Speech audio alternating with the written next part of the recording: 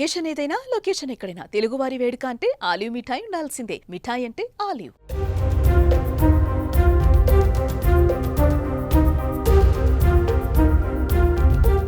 Operation Sindoor పేరుతో పాకిస్తాన్లోని ఉగ్ర స్థావరాలపై భారత సైన్యం విరుచుకుపడింది. ఈ క్రమంలోనే నిర్వహించిన మీడియా సమావేశంలో భారత సైన్యంలో ఉన్నత స్థాయి మహిళా అధికారులు ఇద్దరు మాట్లాడారు. వారిద్దరూ ఎవరనే ఆసక్తి ఇప్పుడు అందరిలోనూ నెలకొంది. వారిలో ఒకరు కల్నల్ సోఫియా ఖురేషీ, ఇంకొకరు వింగ్ కమాండర్ వ్యోమికా సింగ్. ఇప్పుడు ఈ ఇద్దరు భారతీయ వీర వనితల గురించే దేశమంతా చర్చ జరుగుతోంది.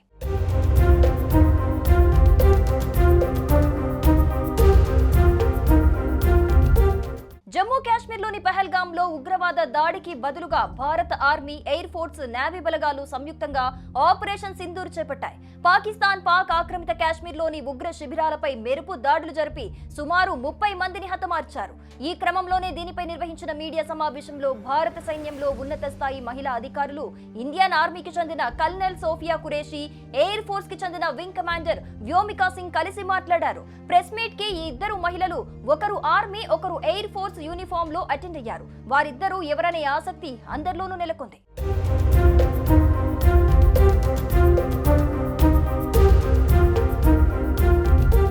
కల్నల్ సోఫియా ఖురేషీది గుజరాత్. ఆమె తాత భారత సైన్యంలో సేవలందించారు. తండ్రి కూడా కొన్ని సంవత్సరాల పాటు సైన్యంలో పనిచేశారు. ఈ నేపథ్యంలో సోఫియాకు చిన్న వయసు నుండే సైన్యం అంటే అనుబంధం ఏర్పడింది. 1999లో ఆఫీసర్ ట్రైనింగ్ అకాడమీ ద్వారా సైన్యంలోకి అడుగుపెట్టారు. భారతదేశంలోని వివిధ ప్రాంతాలలో, ముఖ్యంగా తీవ్రవాద వ్యతిరేక ప్రాంతాలలో సిగ్నల్ రెజిమెంట్లలో సేవలందించారు. సోఫియా ఖురేషీ సాధారణ అధికారి కాదు. ఆమె భారత సైన్యంలో సిగ్నల్స్ కార్ప్స్ లో కల్నల్ ర్యాంక్ లో ఉన్నారు. 2016 మార్చిలో ఆమె ఎక్సర్సైజ్ ఫోర్స్ 18లో సైన్య బృందాన్ని నడిపిన మొదటి మహిళ అధికారికంగా చరిత్ర సృష్టించారు. ఈ విన్యాసం భారతదేశం ఆతిథ్యం ఇచ్చిన అతిపెద్ద విదేశీ సైనిక విన్యాసంగా పరిగణించబడుతుంది. ఈ కార్యక్రమంలో ఆసియన్ సభ్య దేశాలతో పాటు భారతదేశం, Japan, China, Russia, United states, Korea, New Zealand, Australia వంటి దేశాలు పాల్గొన్నాయి. ఈ విన్యాసంలో 18 బృందాలు పాల్గొన్నాయి. వీటిలో సోఫియా ఖురేషీ ఒక్కరే మహిళ అధికారిక బృందాన్ని నడిపారు.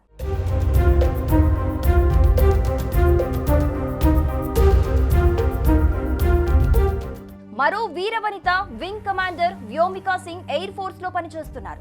యుద్ధ హెలికాప్టర్లు నడపడంలో ఈమె ఎక్స్పర్ట్. 2500 గంటలకు పైగా యుద్ధ విమానం నడిపిన అనుభవం ఉంది. ఎత్తైన పర్వతాలు, అలాగే సముద్ర తీరాలు లాంటి భిన్న వాతావరణాల్లో కూడా ఆమె సమర్థవంతంగా యుద్ధ హెలికాప్టర్లను నడపగలరు. చాలా రెస్క్యూ మిషన్స్ కు ఆమె నేతృత్వం వహించారు. కాశ్మీర్, అరుణాచల్ ప్రదేశ్ లో అత్యవసర పరిస్థితులు, వరదలు వంటివి వచ్చినప్పుడు ఆమె సహాయక చర్యల్లో పాల్గొన్నారు. 6వ తరగతి నుంచి తనకు పైలట్ అవ్వాలని ఆశ ఉండేదని ఒక సందర్భంలో వ్యోమికా చెప్పారు. అది వయసుతో పాటు పెరుగుతూ వచ్చింది. ఇంజనీరింగ్ చదివేటప్పుడే పైలట్ అవ్వటానికి కావాల్సిన ప్రిపరేషన్ అంతా చేసుకున్నారు. ఇంజనీరింగ్ అయ్యాక సైన్యంలో చేరారు. యుద్ధ హెలికాప్టర్ నడపటం అంటే సామాన్యమైన విషయం కాదు. కొన్ని సార్లు సెకండ్లలో నిర్ణయాలు తీసుకోవాలి. ప్రకృతి నుంచి పొంచి ఉండే ప్రమాదాలను దాటుకుంటూ వెళ్ళాలి. అయినా కూడా తను ఎక్కడా వెరవకుండా సేవలందిస్తున్నారు.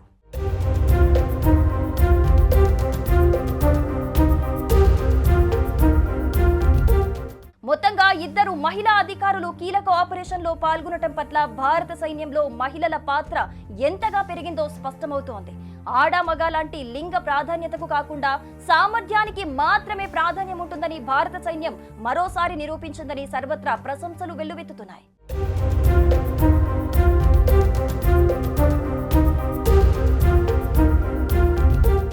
సుమన్ టీవీలో మీ పర్సనల్ అండ్ బిజినెస్ ప్రమోషన్స్ కోసం కింది నెంబర్కి కాంటాక్ట్ చేయండి.